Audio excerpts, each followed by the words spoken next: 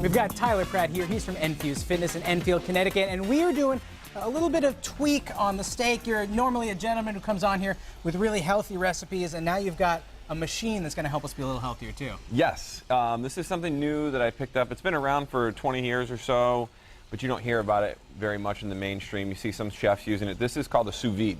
And you can do it without this, I believe, but this is a great tool to help you get there. Yeah, there's different levels. Sous vide means is vacuum sealed. You're vacuum sealing your meat with your herbs and your oils, and then cooking it for long duration at a certain temperature. For instance, what we have in here is a hanger steak. Hanger steak or a bistro steak. Yeah.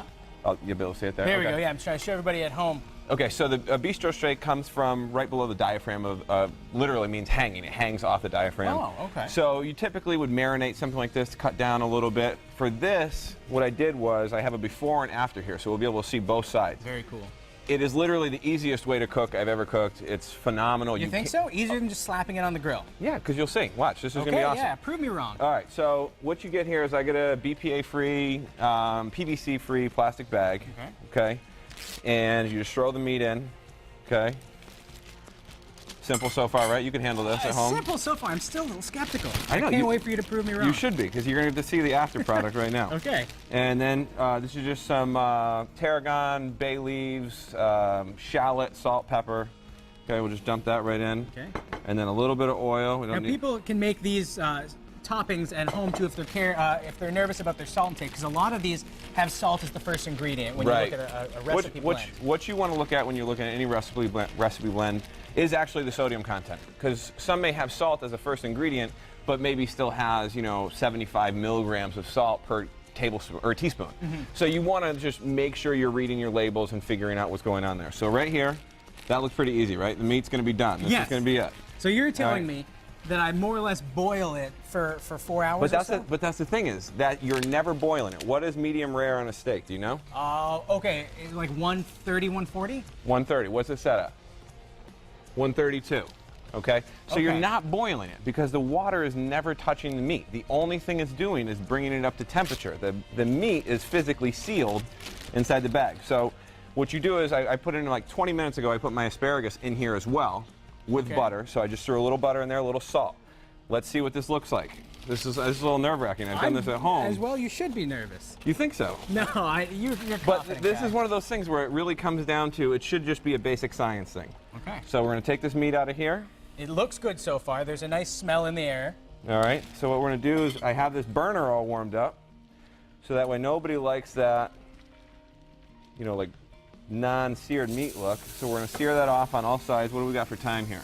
We have enough time to make this work or not work. Well, because I feel like you're so skeptical. No, I'm not. I believe in it. It's just so different. You know what I mean? Okay, I believe in you. Oh, that's I wouldn't go that far. So what we're gonna do is we're gonna go like 30 seconds aside. We'll make it a little bit quicker. You see, you're gonna get a nice sear in there. You're gonna sear in all those flavors. And that's just aesthetics. To have it just aesthetics. Seared. Okay. Just aesthetics. It's ready to eat right now. Okay.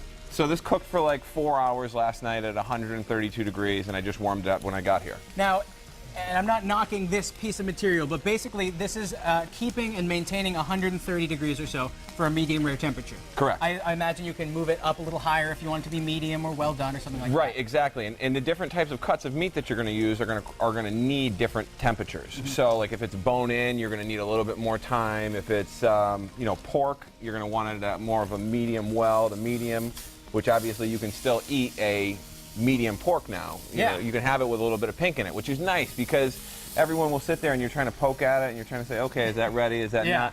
So just for the sake of getting this on here to see if we actually cooked it correctly, let's give it a try. Okay, let's do this. I'm very excited. But I was also thinking too, in the beginning, if I were to start enjoying this and try doing it, if you were adept at it, you could get a thermometer and just try to keep the temp of the water going well. You could. It's difficult. But that's like a lot of work. That's a lot of work. I'm into like working less. Let's work less. Let's cut this bad boy. All right, so we got, let's see. Here we go.